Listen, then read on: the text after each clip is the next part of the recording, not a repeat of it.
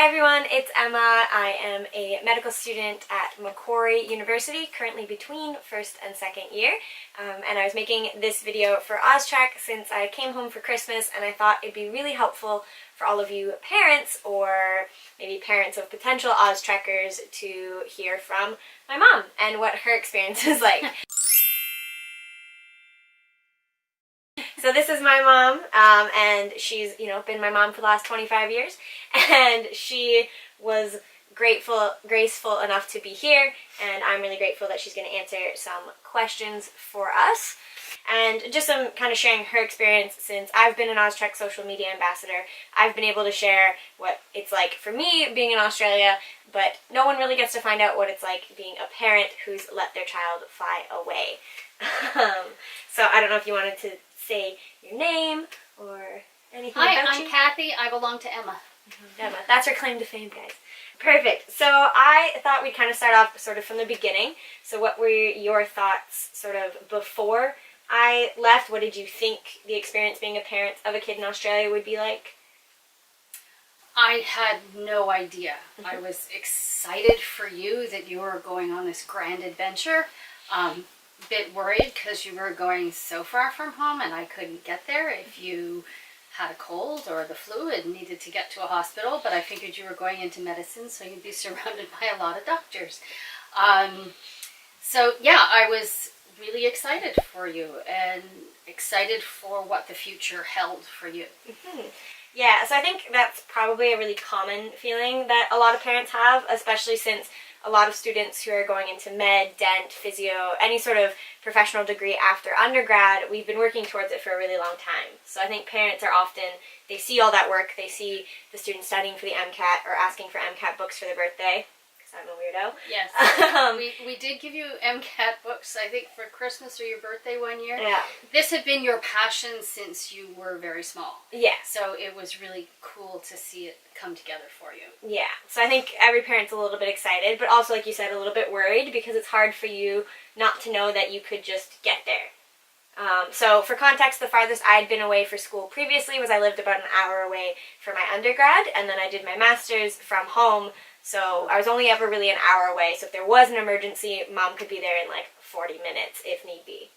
One kind of funny story just about emergency contacts, I actually went to a clinic just to get my vaccinations when I first arrived, and I still wrote my mom down for an emergency contact, and they had to call me back up to the desk to ask for a more local number that they could call if I needed to get picked up from the doctor's office. So she still goes on all the paperwork, she's just sort of the second person to call as more of a heads up, not a come get me kind of call. Cool. So I know we together went to an OzTREKK sort of meetup after I had an offer, and it was one of the meetups that they have in the big cities for anybody nearby so we can meet other parents and other students. Did OzTREKK sort of do anything else for the parents? At that meetup, while the students were meeting themselves, they also had a parent meeting, so you could talk with other parents and learn from parents who have been through this before about travel, finance, any medical requirements to get there, that sort of thing. So it was really neat to chat with other parents who had been there, who were kind of in the same place we were. The coolest part was seeing all the kids and seeing how excited you were. Sorry. That's okay. Yeah, it was kind of fun, I think, for the parents to kind of be a little bit of a fly on the wall. It's kind of like seeing your kid at like a high school orientation all over again, meeting their new friends. Yeah. So at my Toronto meetup, there was only one other student going to Macquarie who was also going to be in the Macquarie MD. So my parents traipsed around with me trying to check name tags of if this girl had arrived or not. We are still pretty close. I was at her birthday party, so hi Paulina if you watch these. It was one of those, oh, here's a friend for you. Yeah, yeah, and it's kind of like kindergarten. And it's nice for parents because they get to see those connections kind of start. Because even if you don't meet someone from your school, I did get to meet a few other people who were going to be in Sydney, so we could have a chance to chat if I didn't meet anybody from my school right away. So there was the OzTREKK meetup, but did they also connect you in any way to other parents that you can remember? They did. There is an OzTREKK parent Facebook group. And a lot of parents chat there and compare stories about their kids, and we're all sort of talking about who's flying out when, right now, who had kids home for Christmas, who didn't. So it's a nice opportunity to chat with other parents of OzTREKK kids. Yeah. So, and there's an OzTREKK Facebook group for students, which is kind of the same thing. We all kind of chat about who's going home when, if people are looking for roommates, that kind of thing. When we see discounted flights go on sale, that gets shared. So everybody can kind of pounce on the deals when they arrive. Yeah. But just nice, the support group, to know that there's other people kind of going through the same thing as you, and there's other people who have been going through it for the last few years. So someone of a parent of a fourth-year student has a bit more experience than a parent of a first-year student, and they can kind of share tips, tricks, or just, you know, a nice ear to listen to. Yeah, absolutely. Cool. So now I know one of the things that most parents are probably concerned about, besides not being able to just be instantly there if your kid stubs their toe, but is communication. So before I left, what did you think the communication was going to be like? Having had you live away for your undergrad, I didn't expect it would be that much different.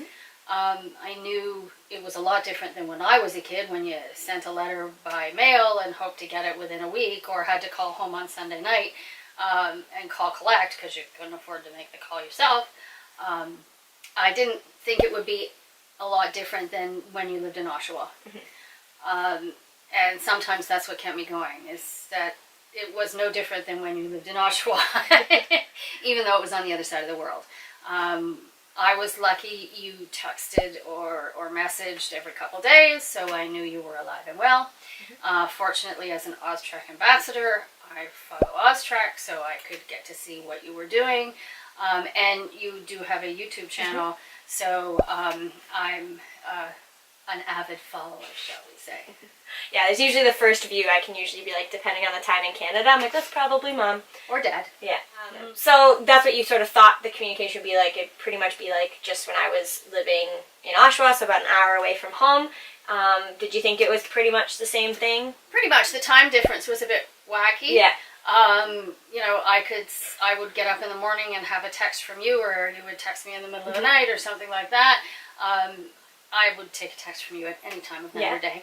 I have an international clock on my phone, so I know what time it is, so I don't have to phone you in the middle of your night. But and eventually you kind of get used to just doing the math in your head. So depending on the time zone difference in Australia, and the spring forward, fall back, daylight saving time situation, it's usually flip the AM and PM, and then depending on which side you're on, you either add 2, 3, or 4, or you subtract 2, 3, or 4. So 10 a.m., maybe 12 midnight for the other person, but you just kind of have to. Gets a little bit funny as the seasons change because Sydney's not on the same daylight saving schedule, but it worked out pretty well. We got pretty used to it. One thing I taught Mom how to do was set the do not disturb on her phone, so my text messages wouldn't go through really loudly and wake her in the middle of the night. I don't use it.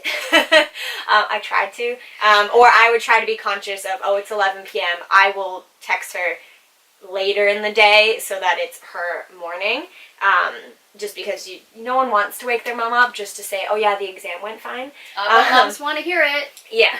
So it was pretty easy. A lot of phone plans in Australia will include international call and text, just sort of like the step up from the baseline. But also, if you have an iPhone, you can use FaceTime and iMessage just with Wi-Fi or data. And data in Australia is so cheap on the phone plans. Or you can use something called WhatsApp. That's an app that is very popular pretty much everywhere else in the world, but not so much for Canadians for some reason. But it uses Wi-Fi or data to send text, calls, and pictures. So someone with an Android phone who can't communicate to someone with an Apple phone through FaceTime can use WhatsApp, and then you're only using Wi-Fi. So then you don't have to worry about calling, and WhatsApp and iPhones are both kind of cool. We never did this, but I suggested we could. You can always send little voice messages. So if you want to sing your kid happy birthday and they can't coordinate a call for their birthday, you can send them a little voice message and they can then play it when they get home. So there's lots of different ways to communicate. We did Skype a few times. A few times, yeah. And that was just find a time. Usually it was my mornings on the weekend. That would be like their Friday evening. Yep. Kind of worked out well for both of us. And I've sent a few letters home. I think I sent you a very, very late Mother's Day card / birthday. And I sent a card or a postcard to my grandma's. So those take a really long time to get there, but it's kind of nice for the people in the family that may not be as tech savvy. And yeah, so I don't think the communication really changed that much. When I was at school, texted my parents or Facebooked with my parents pretty much every other day on average, and it pretty much stayed the same. So being so far, while it in your head creates a very big difference for communication, your child will probably communicate just about as much as they did already. Yep, absolutely. At least that's what I found. So we talked a little bit about sort of technology communication. I talked about how I send letters. I am very grateful because my mom actually did send me some care packages from time to time. Do you have any lessons learned from sending the care packages? Get the address right. I messed up the address once.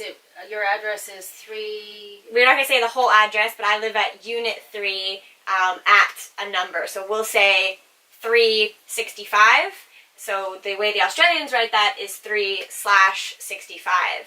And I think Mom put in the dash, or the computer just took out the slash. Something like that. So it went to 365 Smith Road, which is an actual address. So I think it went to those people and they had to return it.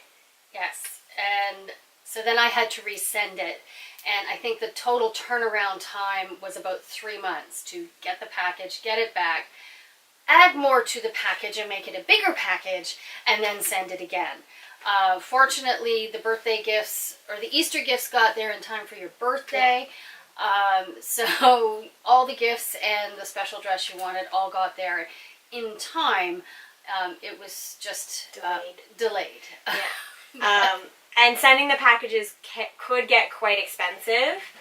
I think on average, a box... A slightly larger than a shoebox costs about $120 to send. But, you're sending special stuff to your kids, so it's worth it. Yeah.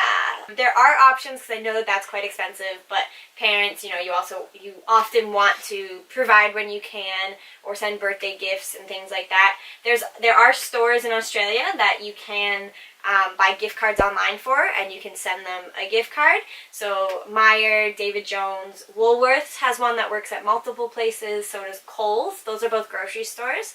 And we're working on convincing the parents that even if they give me a Kohl's gift card, so buy my groceries, I'll use that money to take myself out to dinner or something. So the packages are great. They're really nice to receive something from home. One point, Mom sent maple candies because I was really craving maple. And I was actually able to share those with my Canadian classmates, and it was kind of a nice moment. But they do get expensive, so I think that's something I was aware of before I got there. I learned very quickly.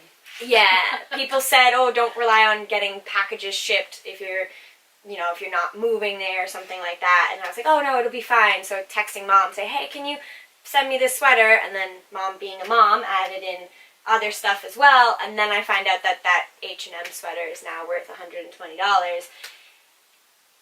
Yeah. So be very careful with the addressing if you are going to send something.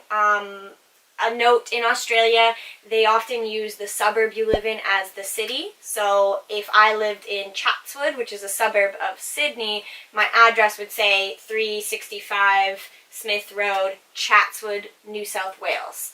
So if you think of Toronto, even if someone lives in the beaches of Toronto, you still write Toronto on the address. So that's a little bit funny. You might see your kids say, this is my address, and you're like, hey, wait, I thought you lived in Sydney. They do. It's just the way Sydney does the addressing. Also, I sent packages by 7 to 10 day mail, which is a lot more expensive than standard mail, and that's anywhere from 3 weeks to 3 months. So if it doesn't need to get there in a hurry, go the cheaper route. Yeah. But if it's something that has any sort of emotional value, do the cheapest with some level of tracking, just so you know where it went. But packages aren't necessary. They are a really nice thing to get from home, but I definitely will be asking for less now that I know how much they cost. Not to mention all their stuff has already been sent. I guess, so we talked about how communication wasn't too hard. It was pretty easy. But were there any parts of it that were harder than you expected, or what was the hardest part that you think about me being all the way over there? I think your birthday. Because we do special stuff on your birthday. We put the packages outside your bedroom door, that sort of thing. Fortunately, I was able to enlist your roommate and sent him the gifts, and he packed them all up, and he did it for me, which was kind of fun too. Summer vacations were hardest when you would come sailing with us, but we were used to that because you'd already been away at school. So I guess when you thought about the distance, that's what made it hard.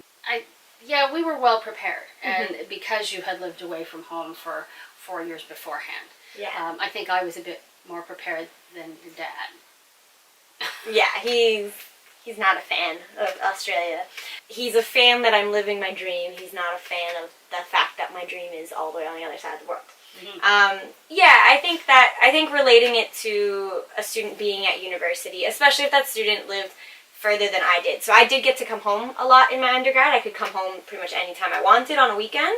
Yeah, but you were busy, but I so didn't. It didn't always happen. But there's a difference in knowing how easy the possibility is, and the possibility isn't really easy now.